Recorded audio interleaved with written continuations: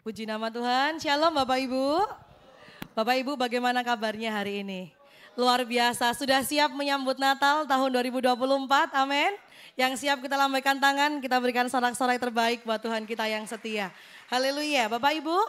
Bulan ini kita tetap dalam tema bulanan yaitu terang bagi dunia. Dan hari ini saya mengambil sebuah judul yaitu terang yang tidak terkuasai oleh kegelapan. Maka hari ini kita akan baca bersama firman Tuhan di dalam Yohanes pasal yang pertama ayat 1 sampai dengan ayat yang kelima saja. Walaupun kita akan membahas dari seluruh ayat yang ada di Yohanes pasal yang pertama.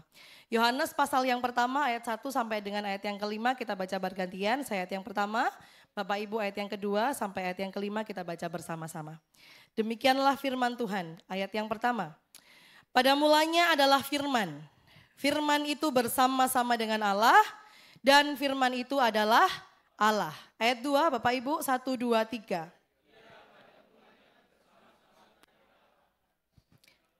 Segala sesuatu dijadikan oleh Dia dan tanpa Dia tidak ada suatu pun yang telah jadi dari segala yang telah dijadikan. Ayat 4, 1, 2, 3. Sekali lagi kita baca ya. 1, 2, 3 ayat 4.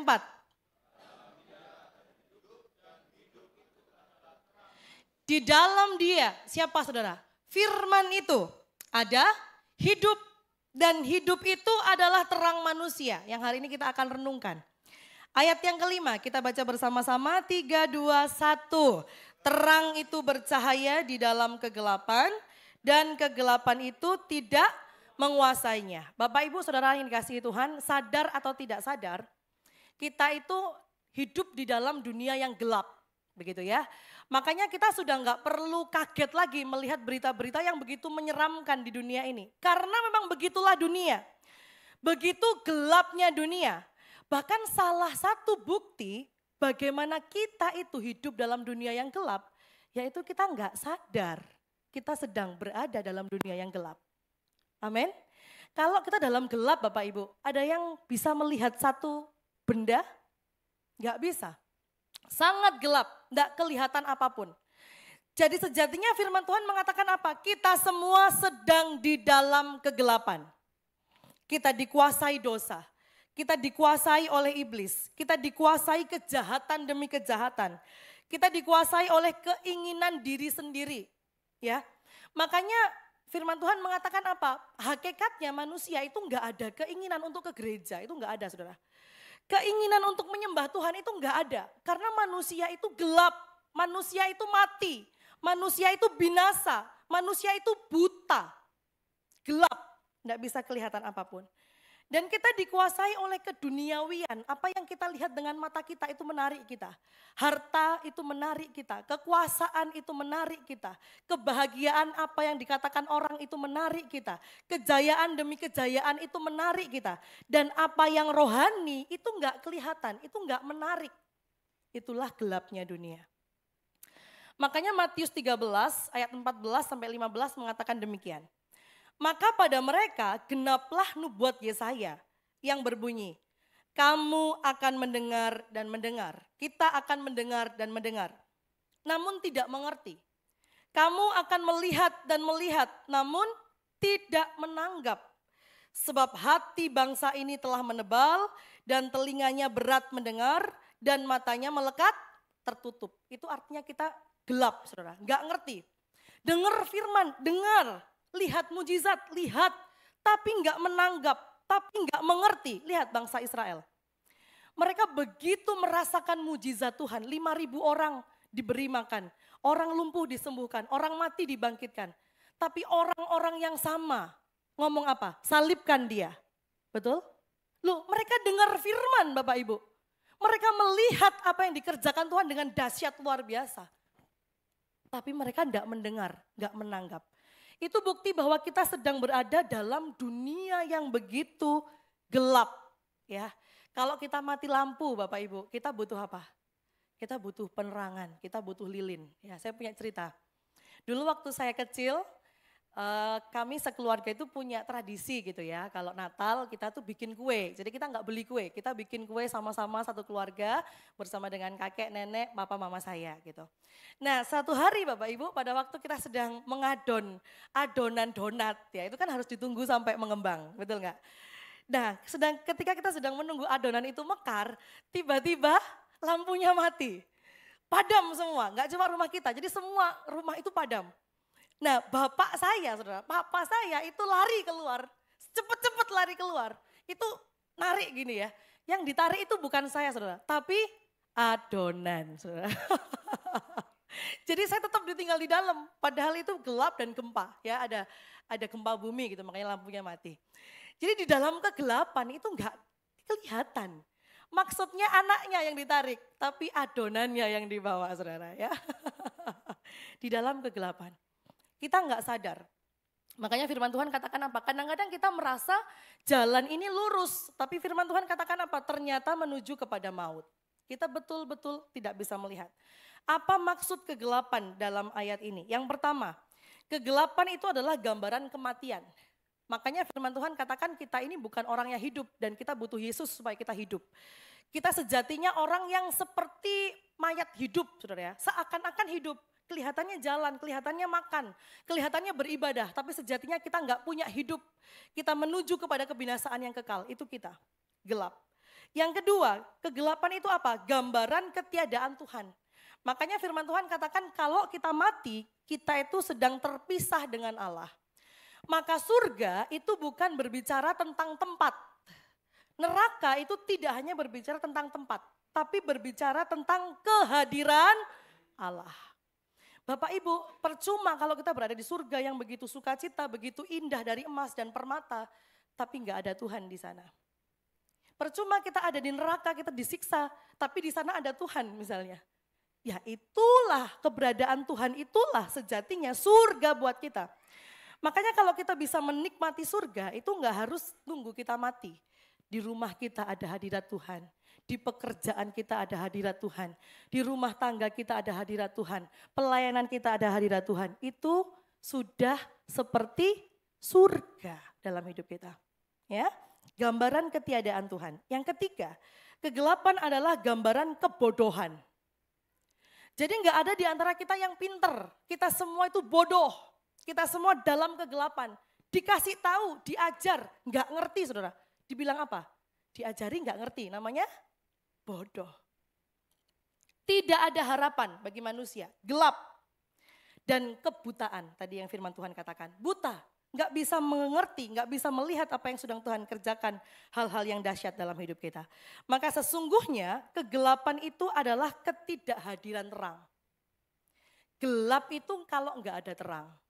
Bapak Ibu kalau di satu, nah kita lihat di bawah kolong kursi, itu gelap saudara ya. Karena terang ini dihalangi oleh tempat duduknya kursi, maka di kolong kursi itu gelap. Kalau lampu ini dipindah ke dalam kolong kursi, maka di situ akan menjadi terang. Jadi gelap itu adalah ketidakhadiran terang, itu namanya gelap. Kalau lampunya ini dimatikan, tidak ada terang, jadi gelap.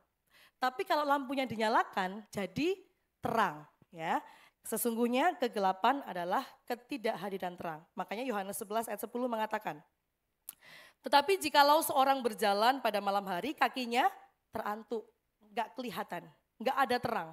Karena terang tidak ada di dalam dirinya. Tapi berita bahagia buat setiap kita, Matius 4 ayat 16. Bangsa yang diam di dalam kegelapan, yaitu kita semua, telah melihat terang yang besar. Dan bagi mereka yang diam di negeri kekelaman, negeri yang dinaungi maut, telah terbit terang bagi mereka. Yohanes 1 ayat 5, terang itu bercahaya di dalam kegelapan dan kegelapan itu tidak menguasainya. Berita bahagia buat kita semua hari ini. Memang kita dalam kegelapan, tapi Allah yang sejati, firman itu telah datang bagi setiap kita dan membawa terang bagi kita. Dan terang yang bercahaya itu tidak dapat dikuasai oleh kegelapan. Kita berikan tepuk tangan yang terdahsyat buat Allah kita. Nah Bapak Ibu, sekarang kita mengetahui bahwa kita punya terang. Firman itu datang bagi setiap kita, dia adalah terang yang hidup. Maka apa yang dikerjakan oleh terang itu dalam hidup kita? Ada dua hal. Yang pertama, terang itu memberi kita hidup. Katakan bersama dengan saya, hidup. Hidup. Sebelumnya kita itu seperti mayat hidup, tadi saya katakan ya. Sepertinya hidup tapi sesungguhnya mati. Seperti bunga ini saudara. Bapak Ibu lihat ya, bunga ini kan bagus ya, indah. Kalau orang nggak ngerti ini dikira asli. Tapi sebetulnya dia mati. Kita itu sedang seperti itu. Sepertinya kita indah. Sepertinya kita menarik. Sepertinya kita hidup. Tapi sesungguhnya kita mati. Kenapa? Karena nggak ada pertumbuhan rohani. Desember 2024 Bapak Ibu sudah berubah belum? Apa pancet gitu ya? Dulu 2024 ya begini. Desember sekarang 2024 ya. Desember 2023 ya begini. Desember 2024 apakah pancet? Nah, saudara sedang bertumbuh atau tidak? Sedang menunjukkan saudara mati atau hidup. Yohanes 1 ayat 4. Dalam dia ada hidup. Di dalam terang itu ada hidup. Dan hidup itu adalah terang manusia. Maka hari ini kalau kita menerima Kristus sebagai Tuhan dan Juru Selamat, kita sedang memiliki hidup yang sejati. Amin. Bapak Ibu sadar atau tidak, manusia itu melakukan segala sesuatu untuk memperoleh hidup. Bapak Ibu kerja, banting tulang pagi siang malam untuk apa? Untuk dapat uang, ya. Dapat uang buat apa?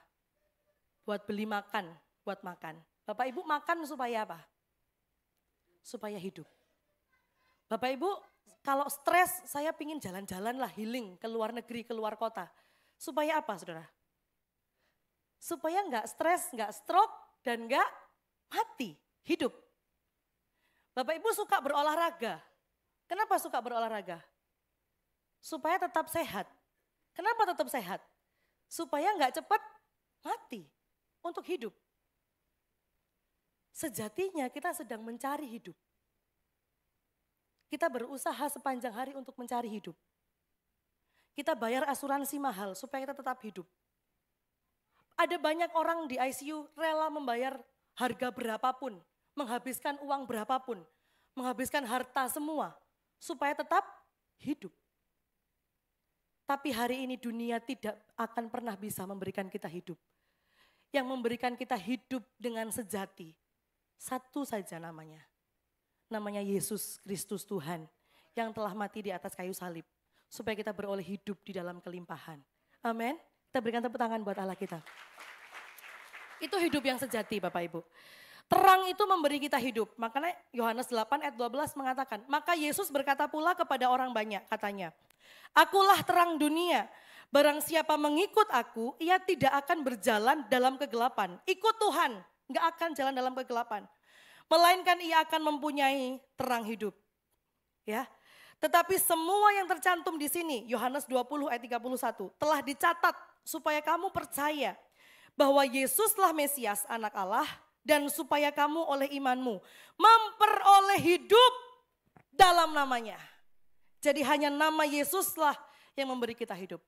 Kalau kita ingat kembali Bapak Ibu ya, bagaimana Tuhan menciptakan dunia ini, bagaimana Tuhan menciptakan manusia. Ketika Tuhan menciptakan tumbuh-tumbuhan, Tuhan berfirman kepada tanah. Ketika Tuhan menciptakan burung-burung di udara, Tuhan berfirman kepada langit. Ketika Tuhan menciptakan hewan-hewan di laut, Tuhan berfirman kepada air mengeluarkan hewan-hewan. Ketika Tuhan menciptakan hewan-hewan di darat, Tuhan berbicara kepada ladang, kepada tanah itu. Tapi lihat, ketika Tuhan menciptakan kita sebagai manusia, Tuhan berfirman kepada siapa? Tuhan berbicara kepada dirinya sendiri. Marilah kita menjadikan manusia. Sekarang coba kita renungkan. Kalau tumbuh-tumbuhan itu dicabut dari tanah, apa yang terjadi Bapak Ibu? Mati. Kalau burung-burung itu dimasukkan ke dalam air, apa yang terjadi? Mati. Kalau ikan-ikan itu dilepas dari air, ditaruh di daratan, apa yang terjadi? Mati. Bagaimana kalau manusia tanpa Allah? Mati. Maka Yesus itu mengembalikan citra kita, mengembalikan gambar diri kita yang seharusnya terpisah dengan Allah. Yang seharusnya kita mati. Tapi Yesus mengembalikan supaya kita punya hidup. Dan hidup itu adalah hidup yang sejati. Hidup yang kekal. Hidup yang berarti. Bukan hidup yang kosong. Bukan hidup yang hampa. Makanya Bapak Ibu boleh setiap hari bangun pagi itu dengan hidup yang berarti. Saya punya Tuhan. Saya punya hidup. Saya punya pengharapan di dalam Tuhan. Itulah hidup yang sejati. Ada banyak orang mati saudara. Bukan karena nggak punya uang. Bukan karena nggak bisa makan. Tapi merasa sepi. Merasa sendiri. Hari ini tidak ada kesepian bagi orang percaya. Amin. Kemanapun kita pergi, kita disertai, dibela, dipelihara oleh Tuhan yang dahsyat dan luar biasa. Kita berikan tepuk tangan buat Allah kita. Nenek saya dulu juga begitu Bapak Ibu ya. Nenek saya itu meninggal 1 tahun setelah kakek saya meninggal. Jadi setelah kakek saya meninggal, dia begitu murung, dia begitu menyendiri, gak suka makan gitu ya. Ya hidup ala kadarnya. Dan 1 tahun kemudian beliau menyusul. Jadi jangan sampai hidup kita itu menjadi sia-sia. Kalau hari ini kita mengerti bahwa hidup kita itu berarti. Kita punya hidup bukan hidup yang biasa. Kita punya hidup yang sejati. Kita punya hidup yang berpengharapan. Kita tidak pernah ditinggalkan seorang diri. Kalau anak-anak kita sekarang mungkin pergi ke luar kota, luar pulau, luar negeri untuk bekerja. Bapak Ibu enggak usah takut, enggak usah khawatir. Tuhan itu menjaga setiap mereka. Tuhan yang dahsyat memelihara mereka semua. Amin. Kita punya Tuhan yang dahsyat. Tuhan itu mengembalikan relasi kita dengan Tuhan untuk memiliki hidup yang sejati. Terang hidup yang Dia berikan itu bukan terang yang bisa dihalangi oleh sesuatu, Bapak Ibu. Terang dunia ya, katakanlah matahari atau lampu, itu tidak akan bisa menerangi semua hal. Dia akan hanya bisa menerangi sesuatu yang dijangkau oleh dia. Jadi misalnya matahari itu hanya akan bisa menjangkau di luar gereja. Di dalam gereja ini karena ketutup atap dia tidak akan bisa menjangkau. Ya, lampu ini akan bisa menerangi saya hanya dari tubuh saya, wajah saya. Lampu ini tidak akan bisa menerangi hati saya, tetap gelap. Dia tidak akan bisa menunjukkan kepada Bapak Ibu Saudara isi hati saya, nggak bisa. Tapi terang Kristus itu mencakup 3 hal. Terang Kristus itu mencakup jasmani, jiwa, dan roh kita. Itu semua diterangi oleh Tuhan. Maksudnya apa? Jasmani saudara. Dia menerangi seluruh hidup kita. Pernikahan kita diterangi oleh Tuhan. Amin. Pekerjaan kita diterangi oleh Tuhan. Bisnis kita diterangi oleh Tuhan. Terutama hubungan kita dengan Tuhan itu diterangi oleh Tuhan. Ditunjukkan jalan oleh Tuhan. Kalau terang itu kelihatan jalan saudara. Bagaimana kita mencapai keberhasilan itu ditunjukkan, ada arahnya. Tapi kalau gelap jalan itu gak kelihatan. Nah Tuhan itu menunjukkan terangnya dalam seluruh aspek hidup kita. Pekerjaan kita, pernikahan kita diterangi oleh Tuhan. Tidak ada kegelapan. Amin. Yang kedua, jiwa kita. Berapa banyak di antara kita sering stres, ya, sering burn out, sering kecewa, sering terluka, sering merasa sendiri, sepi, saudara. Karena kita merasa tidak ada yang menerangi jiwa kita. Rasanya gelap, makanya orang yang membunuh, orang yang menyakiti, orang yang kriminal itu dikatakan apa? Gelap mata, betul enggak? Tapi hari ini Kristus hadir bagi setiap kita. Dia tidak hanya menerangi jasmani kita. Dia tidak hanya menerangi apa yang kita kerjakan, tapi dia menerangi jiwa kita. Dia menerangi roh kita. Dia menerangi pikiran kita, perasaan kita diterangi oleh dia. Dan roh kita pun diberikan hidup yang kekal supaya kita bisa melihat jalan yang benar. Ketika kita mendengarkan firman, Tuhan buat kita mengerti. Ketika Tuhan menunjukkan rencana yang dahsyat, Tuhan buat kita mengerti. Beberapa hari yang lalu, pada waktu doa puasa Bapak Ibu ya, Ibu Suwandi ini saksi bagaimana Tuhan menyatakan pekerjaan yang dahsyat dalam hidupnya. Dan kalau orang tidak punya terang, saudara, nggak akan ngerti. Halah, mek ngono tok ae, betul nggak? Tapi orang yang punya terang, pekerjaan sekecil apapun yang dikerjakan oleh Tuhan, itu kita bisa mengerti maksud Tuhan. Kita bisa menerima, kita bisa mempermuliakan namanya.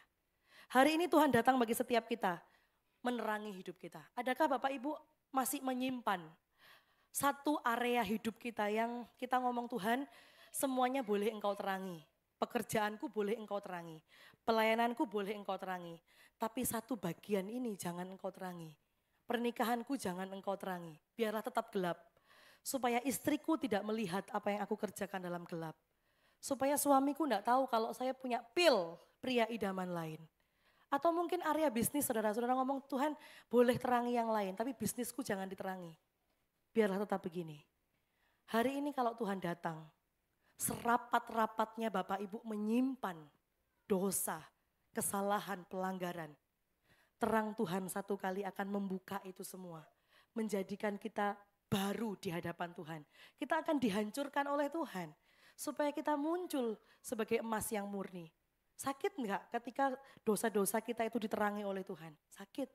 Dimunculkan oleh Tuhan. Sakit, mungkin malu saudara. Tapi ketika itu dikerjakan oleh Tuhan, bukan untuk menghancurkan kita. Supaya terangnya itu bersinar dalam hidup kita. Dan kita juga muncul sebagai orang-orang yang bersinar terang untuk keluarga kita, untuk lingkungan sekitar kita.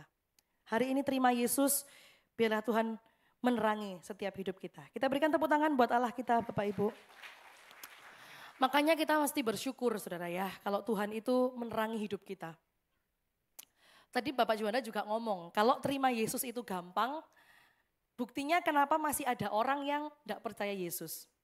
Kalau terima Yesus itu gampang, kenapa orang-orang Yahudi itu tetap sampai saat ini tidak terima Yesus? Artinya menerima Kristus itu bukan sesuatu yang mudah. Menerima Yesus itu adalah sesuatu pekerjaan ilahi, pekerjaan Roh Kudus. Maka kalau Bapak Ibu hari ini duduk di tempat ini mendengarkan firman, itu karunia Allah, itu anugerah Allah, itu pekerjaan ilahi yang Tuhan kerjakan. Siapa kita Bapak Ibu? Kalau surga itu hanya tentang orang yang berduit, maka surga akan dipenuhi oleh orang-orang kaya. Kalau surga itu hanya tentang orang-orang yang saleh, maka surga akan dipenuhi oleh orang-orang yang sok suci, orang yang sombong rohani. Kalau surga itu untuk orang yang pintar, maka surga akan dipenuhi oleh ilmuwan, sarjanawan. Kalau surga buat orang-orang yang sehat, akan dipenuhi oleh olahragawan. Lalu kita di mana?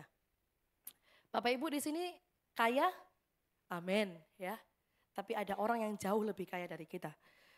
Bapak Ibu di sini orang yang pintar? Amin. Tapi sejatinya kita orang yang bodoh. Bapak Ibu di sini orang-orang yang sehat? Amin.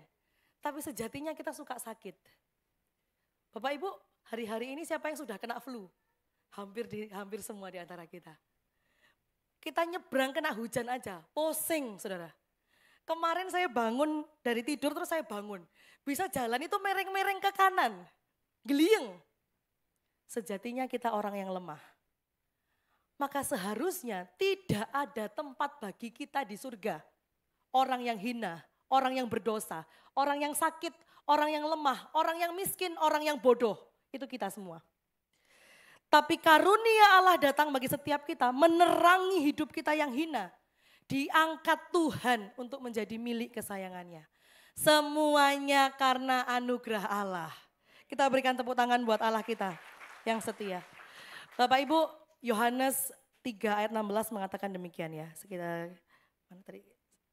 Boleh dimunculkan Yohanes 3 ayat 16. Karena begitu besar kasih Allah akan dunia ini, maka ia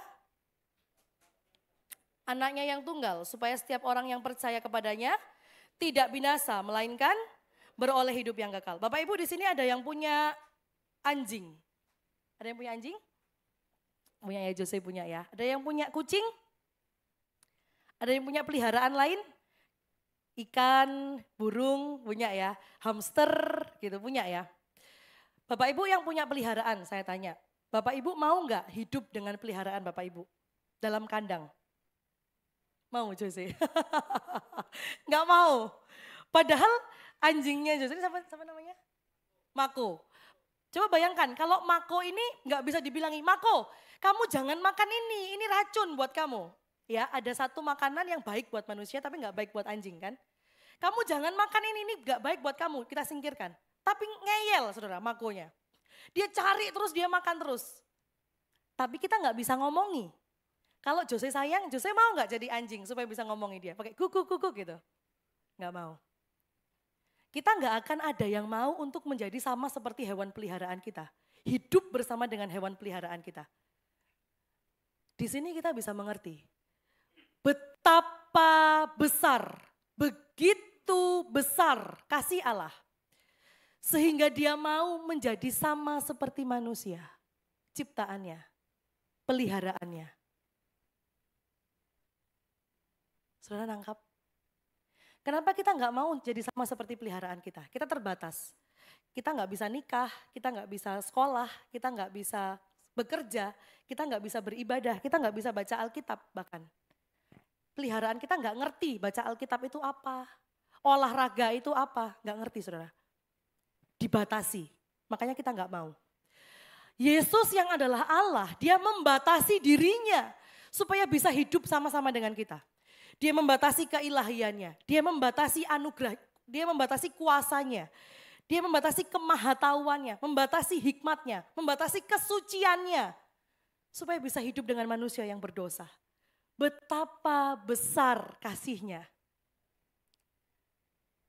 Senggol kanan kiri, kamu dikasihi oleh Tuhan dengan begitu hebat. Engkau dikasihi Tuhan dengan begitu hebat. Bapak Ibu hari ini boleh semua meninggalkan kita. Anak kita, pekerjaan kita, keluarga kita mungkin meninggalkan kita, mengecewakan kita. Tapi ada satu pribadi yang kasihnya begitu dahsyat, yang tidak pernah meninggalkan kita sampai kapanpun, seumur hidup kita, selama-lamanya. Itu kasihnya Yesus yang begitu dahsyat dalam hidup kita. Kita berikan tepuk tangan buat Allah kita. Ya Bapak Ibu sadari kita orang yang dikasihi oleh Tuhan. Ada wanita-wanita yang dicatat di dalam silsilah Yesus Kristus. Bapak Ibu boleh lihat. Ada wanita-wanita yang dicatat dalam silsilah Yesus Kristus memiliki latar belakang yang sangat berbeda. Ada yang keturunan yang buruk ya, ada Ruth, ada Tamar, ada orang yang bernasib buruk, ada Betsheba, ada Rahab. Ini Bapak Ibu baca. Ada Maria di sana. Ketika Tuhan itu mencatat ada orang-orang, ada wanita-wanita yang ditulis di sana. Dengan berbagai macam latar belakang. Bahkan orang Sundal sekalipun, bahkan orang dari keturunan Moab sekalipun. Tuhan ingin menunjukkan kepada kita, latar belakang kita boleh beda. Latar belakang kita boleh bejat, dulu kita boleh orang jahat. Tapi ketika Yesus datang memberikan kita anugerah, kita jadi anak-anaknya. Kita jadi orang yang berharga, kita jadi orang yang mulia. Maka jangan hidup lagi seperti dulu saudara. Tinggalkan yang lama, kita hidup buat Tuhan. Kita orang-orang yang berharga, jangan hidup gampangan. Kita orang yang mulia, jangan hidup murahan. Kita hidup buat Tuhan. Sebab selalu ada pengharapan di dalam Tuhan yang memberikan kita hidup. Satu kali ada sahabat saudara ya. Sahabat ini yaitu matahari dan goa. Mungkin saya pernah cerita ini Bapak Ibu ingat enggak? Ada satu pasang sahabat, yang satu ini matahari, yang satunya ini goa. Jadi goa dan matahari.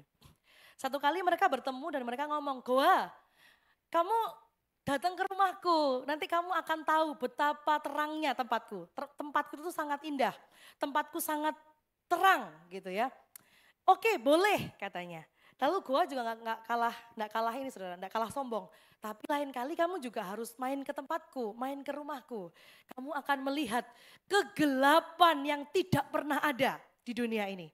Oh gitu ya, oke. Kita nanti datang ke rumahmu. Nah satu kali saudara, Goa ini mampir ya, main ke rumahnya matahari.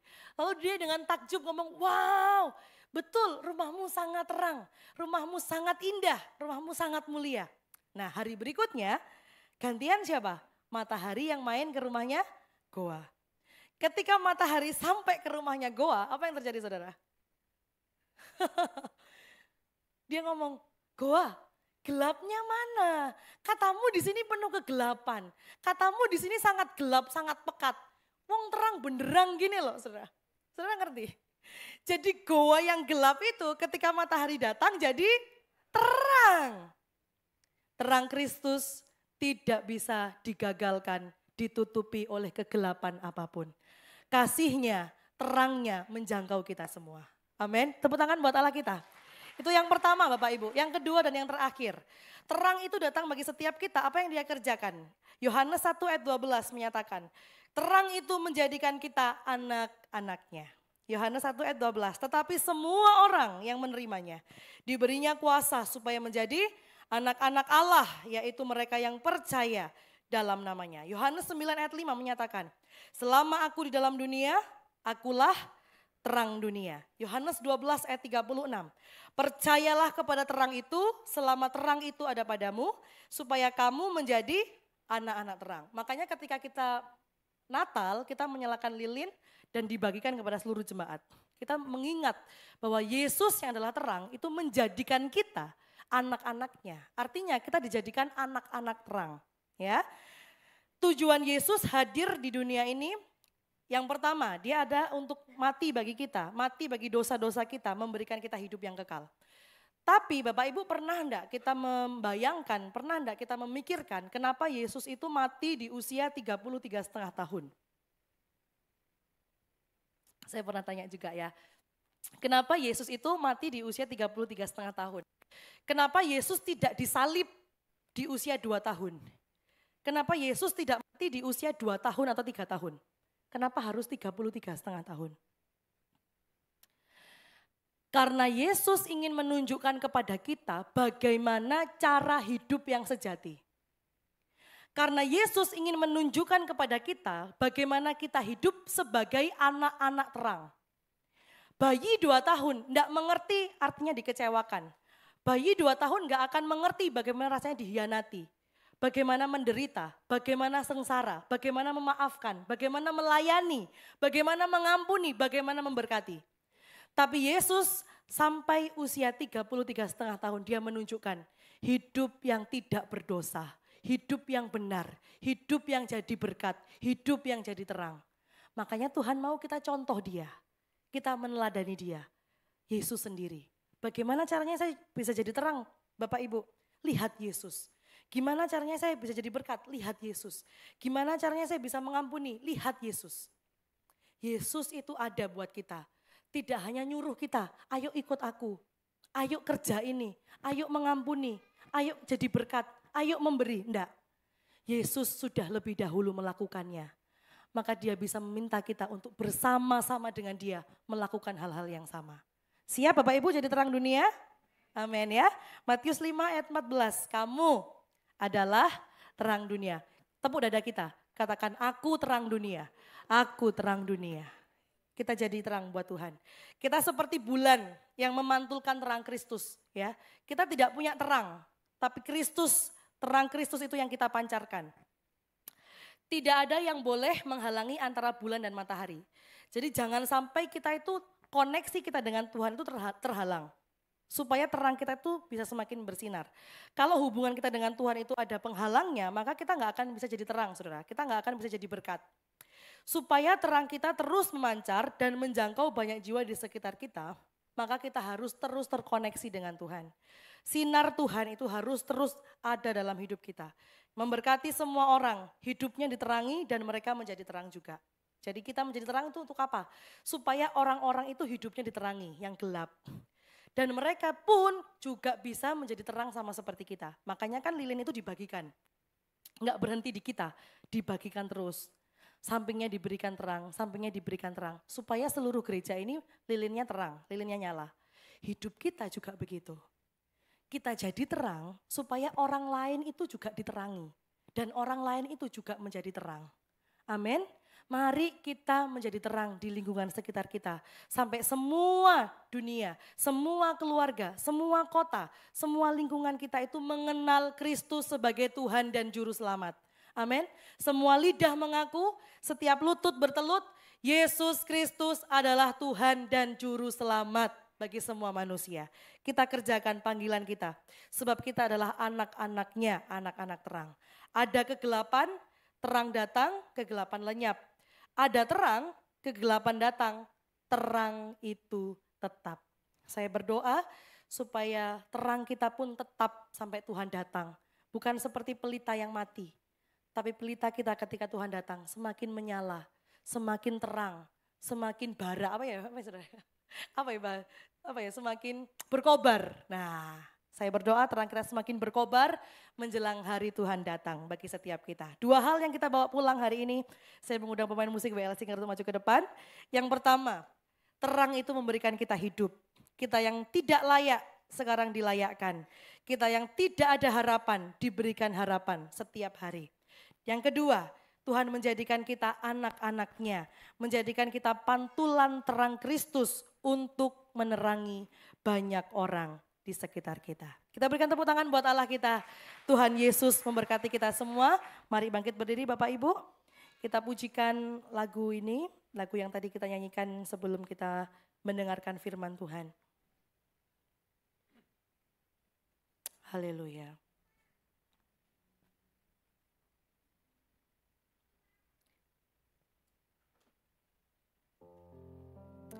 Mari kita tundukkan kepala kita.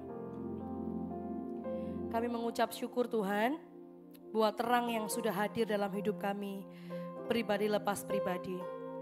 Kami berdoa Tuhan menerangi setiap hati kami, terangi setiap langkah kami, terangi setiap pekerjaan keluarga kami, bahkan jiwa kami yang mulai lelah Tuhan.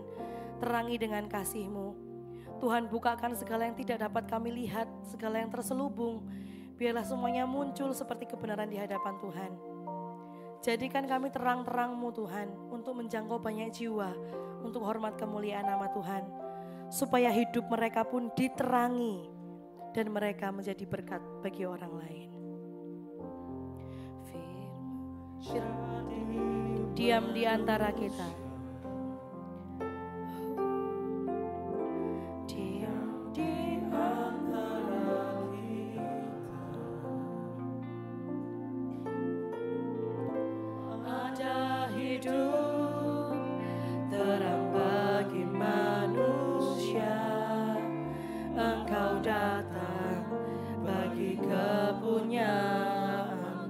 Firman jadi manusia.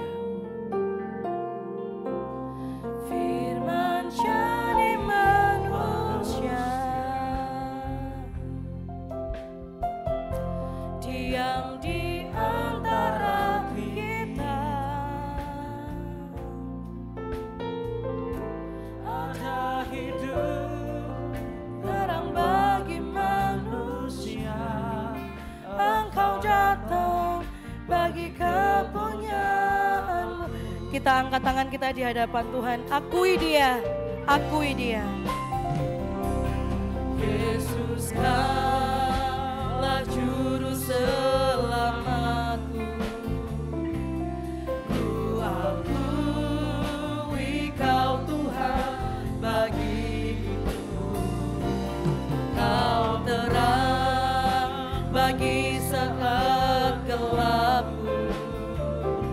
Kau pintu bagi setiap jalan. Yesus, Yesus, Yesus Kaulah juru selamatku. Ku akui Kau Tuhan bagiku. Engkau terang bagi setiap jalan-jalan dan hidup kami Tuhan. Satu-satunya cahaya yang menerangi kami yang sejati. Kau pintu bagi setiap jalan. Dari awal kita pujikan. Firman jadi manusia. Diam di antara kita. Ada hidup terang bagi manusia. Engkau datang bagi kepunyaan-Mu.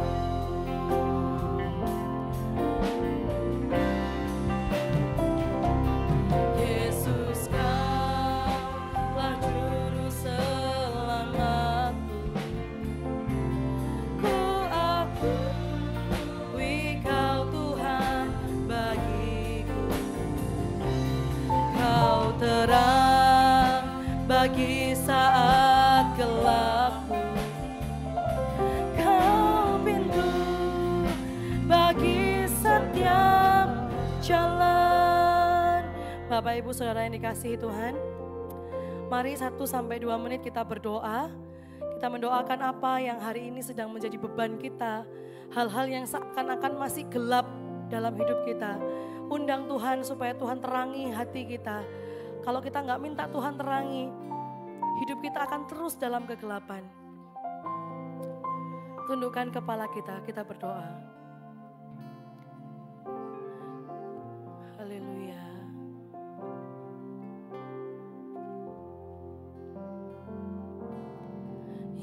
Yesus, Kaulah juru selamatku. Ku akui Kau Tuhan bagiku.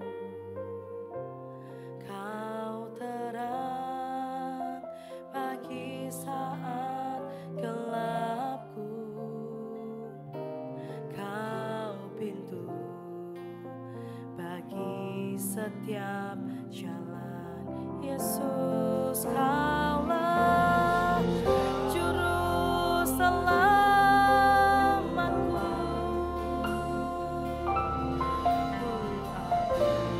Akui Kau Tuhan bagiku.